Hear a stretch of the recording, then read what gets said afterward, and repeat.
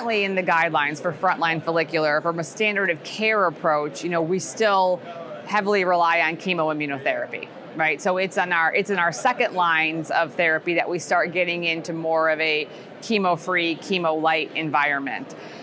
In the front line, obviously POD doesn't really come into play because they haven't progressed yet, right? They're newly diagnosed patients.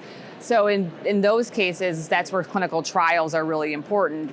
For example, I've been part of the Epkinly or epcoritamab R² trial, so looking at a completely chemo-free option for those frontline or newly diagnosed follicular patients to hopefully capture and better treat patients so that they won't have progression of disease in 24 months.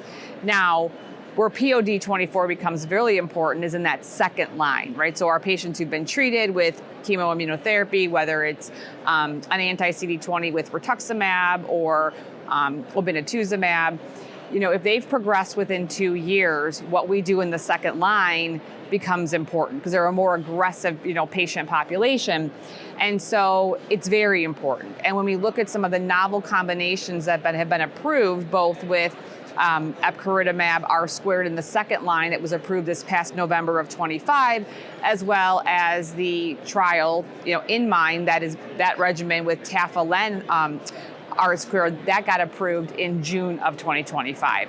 Now, both of those regimens, so one with a bispecific, one with an anti-CD19 with tafasitamab, really highlighted that POD24 group, and those patients that received those novel combinations did better when compared to standard of care therapy. So POD24, when I look at a regimen and what to choose, I go right to that. I want to know how that more aggressive population, how they responded, because if only the patients that are, low risk and with good disease characteristics are responding, that's not going to make me feel good. Yes, I'm happy, but it's those more aggressive patients that we need to really, up the ante and make sure we're treating appropriately.